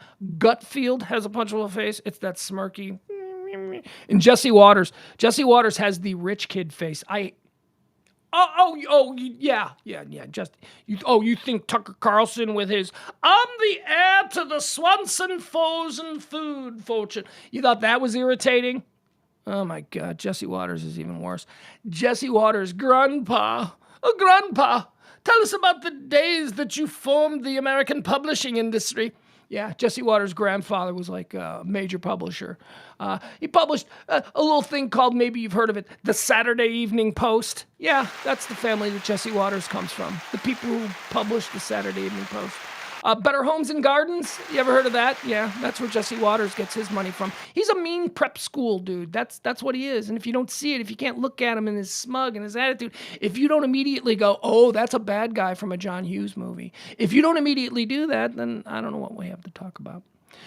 Here's the interesting thing about the changes at Fox News. Where's Laura? Where's Laura?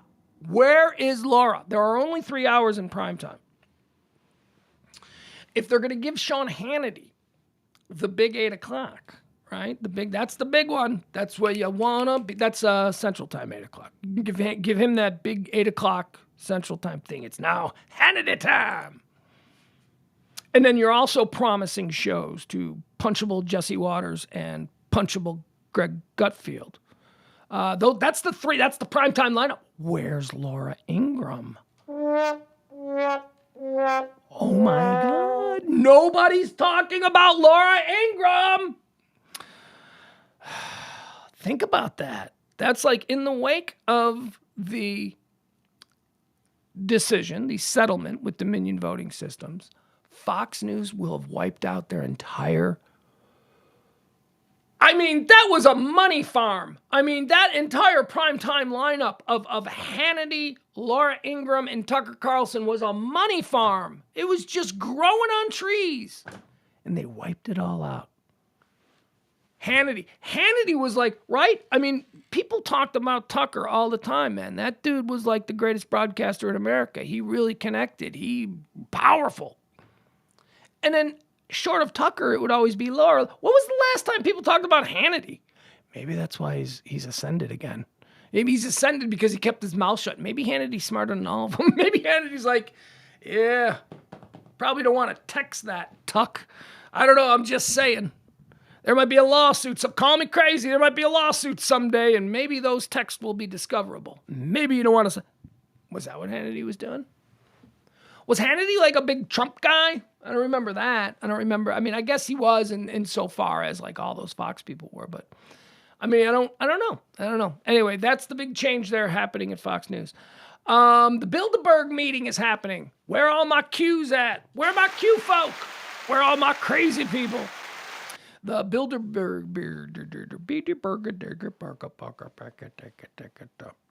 Anderson Cooper has a punchable face? Not at all. Barney doesn't know what a punchable face is. Anderson Cooper's face isn't punchable. Unless you're a broken person who just hates CNN people. I mean, then maybe. He's not punchable. Anderson Cooper looks like a I don't know. Looks like a soft boy. That's what he looks like. Do you want to just hit soft boys? I don't want to hit a soft boy. Jesse Waters is like, bah! Yeah, this is what I think. Bah! That's his whole vibe. That's his energy. That's punchable. Anderson Cooper's just lame. I don't get what's punchable. So the Bilderberg Forum is going on. The Bilderberg Group is... let's learn about the Bilderberg Group, should we? Because if you're one of those crazy QAnon people, you're one of these weirdos that believe in, all the puppet strings and all that kind of stuff. Let me hear from my weirdos. Yeah, I'm kind of with you. I kind of think that there's something to these groups and these meetings. However, I don't know that there's anything. Okay. What we have here are super rich and super powerful people who can get things done with a snap of a finger, deciding that maybe it's in their own best interest if they got together every once in a while and talked about how they can make life better for one another. That's what it is. I mean, and people are like, do you know that's what it is? And I'm like, yeah. Have you ever been to a country club? Have you ever sat in the dining room of a country club and watched rich guys work out deals that will make them... I don't understand how this is... I mean, it only becomes fun if you introduce the idea of lizard people and aliens and pedophilia. Otherwise, this is just a bunch of rich dudes hanging out doing business, trying to figure out how to corrupt the system. Okay, that's not news. That happens all the time. Let's learn what this Bilderberg meeting is. This is it's another one of these groups like the Bohemian Grove. Bohemian Grove is the one that happens in San Francisco in the summertime. It's just a bunch of weird ass rich guys. Bilderberg. Bilderberg is European based. But there's a lot of American. Bilderberg, actually, the whole point of Bilderberg, I believe, is sort of communications between industrialists in Europe and in North America. So it says here, the Bilderberg meeting, also known as the Bilderberg Group, is an annual off-the-record conference established in 1954 to foster dialogue between Europe and North America. Yeah, that's okay. The group's agenda, originally to prevent another world war. Okay, that makes sense. To prevent another world war is now defined as bolstering a consensus around free market, Western capitalism, and its interests around the globe. Participants include political leaders, experts, captains of industry, finance, academia. Numbers between 120 to 150 people. All right, I don't know where this is happening. Does this happen in Europe or somewhere? Bilderbergs. Anyway, it's going on. It's going on, and people are trending. And here, this will tell us where it is. Let me see. I love it. See, look, the media. This is NBC. Actually, excuse me. This is CNBC. This is their headline. This is the headline that they are presenting to you, who is a blank slate on this issue. You don't know about this issue. This is why we read the news. I don't know about this. Here's my first introduction to it, okay? Here's the headline they chose to go with. A secretive annual meeting attended by the world's elite has AI top of their agenda. A secretive annual meeting. How fucking secretive can it be? I'm talking about it on my stream. What? It's not secret. We know it's... Everybody has known about the Bilderberg Group since 1954. But you, the clickbait son of a bitch media, who needs to get people all ginned up, secretive. And you know what that means? You know what secretive means? It means something bad is happening there. They're probably lizard people, but I can't write that because I'd lose my job. But it's secretive. It's secret. It's not secretive. They know where it is. They're going to talk about where it is. Is it, can anybody just walk in and go, hey, I'm here for the meeting? No, but you know what? You can't do that for 99% of the meetings that are held in this world anyway. You can't just walk into a union meeting of the annual Teamsters and go, I'm here, where's my place? So stop it. Doesn't make it secretive that you can't just get in, you have to be a member. It doesn't make it secret. We all know that it's happening, and we all know that it's been happening, and we know where it is, and there's media camped out. It's not secretive. So stupid. But that's the media. That's the media. It's a secretive meeting. You need to read this story because this meeting is a secret and I'm telling you about it and you're like going to be the only person who knows about it because it's totally a secret. Okay. No, it's not. People cover it every year. It's not a secret. The secret Super Bowl will be held this year. It will pit the winner of the American Football Conference versus the winner of the National Football. It's a secret. It's a very secret. Attending the Super Bowl, very secret, very mysterious. You can't just attend the Super Bowl. You can't just show up. They won't let you in. Secretive. Here's a little good thing, right? We'll get out of here on a good note because we're gonna wrap this bad boy up for the day. Hey, we didn't do too bad, right? We didn't stress out the signal too much. How was the glitching? Everybody, I want you guys in the chat room now to tell me, on the whole, how was the glitching for the show? I know that there were moments where there were issues, but on the whole, on a scale of 1 to 10, just give me a number. How was the stream? Not the content, not me. Look, I don't care if I was a little flat today. I just want to know how the stream was. So help me out. Scale of 1 to 10. Tell me how the stream was today as compared to the days when we have problems. Thank you very much. And if you're good, I'm going to give you some of the best news ever, and we're going to end the show on this one. Are you ready? Guess what's in stores right now? Guess what's in stores as of today? And I'm going to try and get some.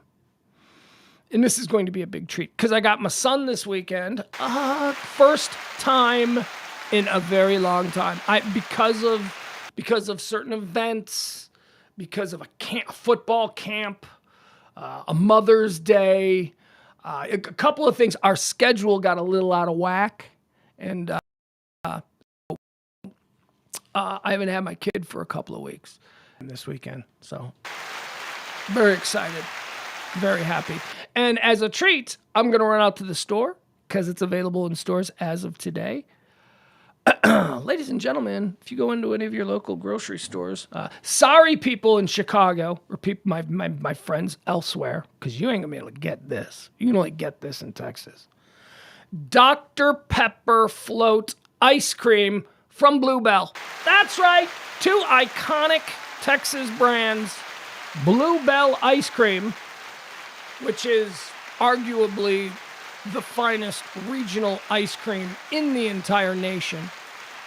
And Dr. Pepper, which is the state drink of Texas. You people and your Dr. Pepper is so funny.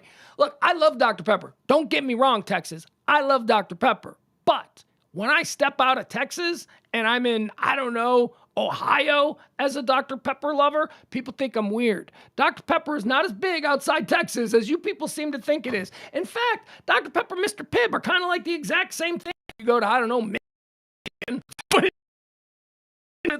I came down here. See, I've always loved Dr. Pepper, and I've always thought I was weird because none of my friends love Dr. Pepper. They're like, it's all right, it tastes funny. Root beer was a big thing up there. You know, I like Barks, A&W, whatever. Hires, remember Hires root beer? That was good. The Hires was good. What was the other stuff? What was the other stuff that I liked? What was a good root beer? Barrelhead root beer. Anyway, I love root beer. But I was a Dr. Pepper guy. And then when I came to Texas, I couldn't believe how many fellow Dr. Pepper people I was around. I'm like, why is Dr. Pepper? And then I realized, because Dr. Pepper's made in Dublin, Texas, and it's, it's kind of a big thing around here, and everybody loves it. Dude, in stores, you can get Dr. Pepper Float Bluebell ice cream as of today. And here's why it's so amazing. Because all us Texans know the absolute best float that you can make is a this is how I would do Bluebell cherry vanilla ice cream and Dr. Pepper. That is the best float you will ever have. And it seems like the folks at Dr. Pepper and the folks at Bluebell, they know this. So they have made it together, and now you can just go out and you can get the ice cream. 2 iconic Texas brands have come together to create a Dr. Pepper float ice cream. The soda company is partnering with Bluebell Creameries to create the flavor, which mixes together vanilla ice cream and a Dr. Pepper flavored sherbet. It's available beginning Thursday in pint and half-gallon sizes at stores where Bluebell is sold. I bet it's going to be sold out, right?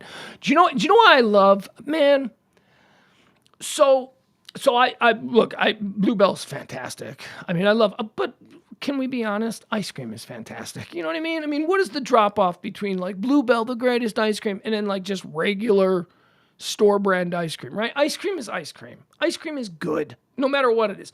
Bluebell is good, even for ice cream. I will say that. What I like is the specialty ice creams, though. The novelty ice creams that the Bluebell puts out, like this one, like the one that we're talking about here, this Dr. Pepper float ice cream is going to be amazing because the greatest ice cream, actually, okay, so the greatest ice cream in the world is Rainbow Cone. All right, that's just from my childhood. Rainbow is the greatest ice cream ever made. It's all these different flavors all mixed in as one thing. You can only get it at one place in like a sketchy neighborhood on the south side of Chicago, but it's really good, and that is my favorite ice cream of all time. However, having said that, Bluebell has an eggnog ice cream that they only release around Thanksgiving, and it is the greatest. Bluebell eggnog ice cream is so good. So I can only imagine how good this Dr. Pepper float ice cream is going to be. So I'm going to have to get some of that. Wasn't that night? One way to end the show. We've got something to look forward to on our next trip to Kroger or wherever it is that it'll be sold out. I don't know why this happens to me. But every time, anything good that Bluebell has, I can never get it. I don't know when you got to go to the store, but it's like you walk down the ice cream aisle, you're like, yeah, the eggnog was released today. And you walk down the aisle and there's just a big empty cooler, with like the sign that says limited time, Bluebell eggnog ice cream. And you're like, shit, everybody took it all. They came in and they took it because they know it's a limited time. You know what else is a great limited time thing? Limited time only draft. Oh, should we do a limited time only draft? Okay, why not? We got 2 minutes. All right. The first pick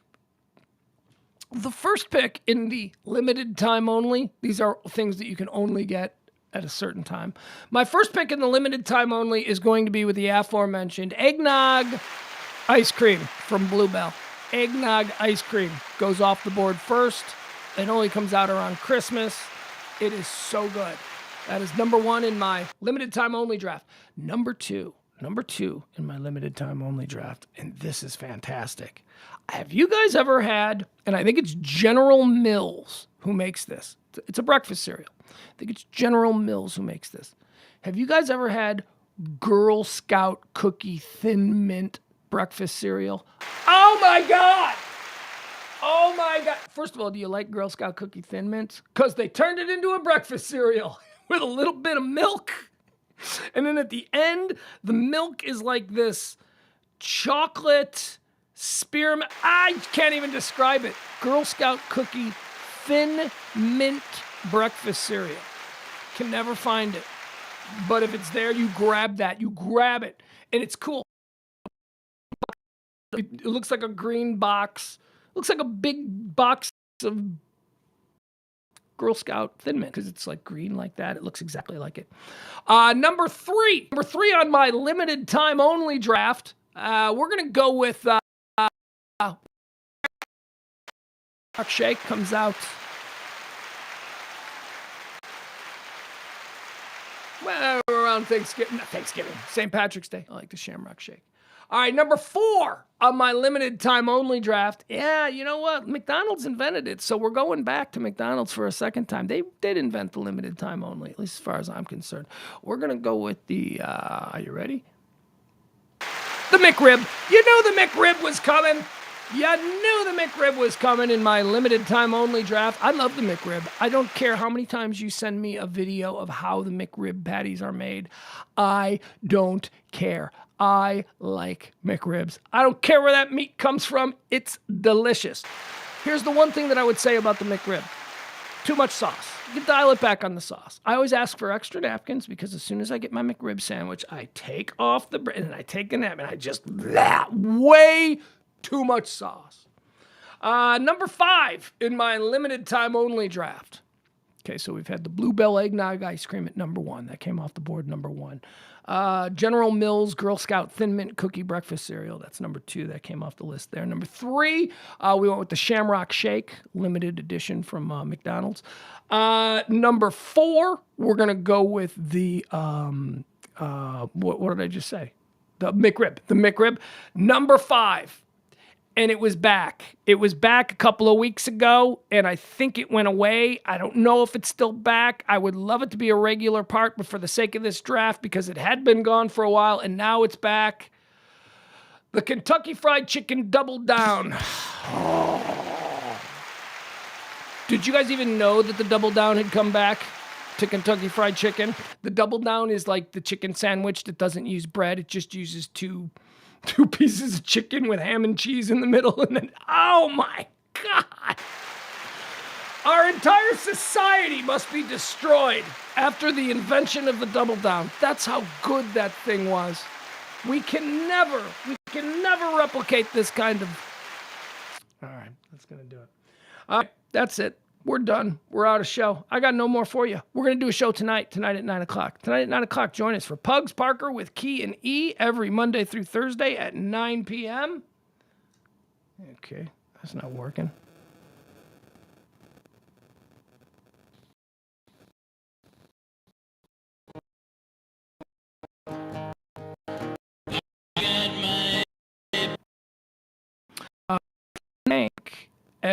Let's see. Hold on. Okay.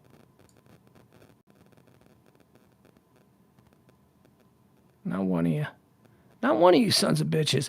I got me between 1 and 10 how the stream was today. Not a single one. Not a single one. How am I going to make this cult success? Can't even compel you people to give a number value to today's stream. The cult is never gonna work, and it's all your fault. So give me your money.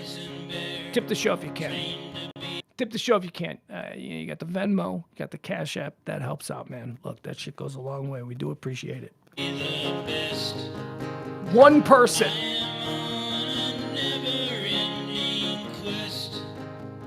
Five. How the fuck is it a 5? It's been green the entire show.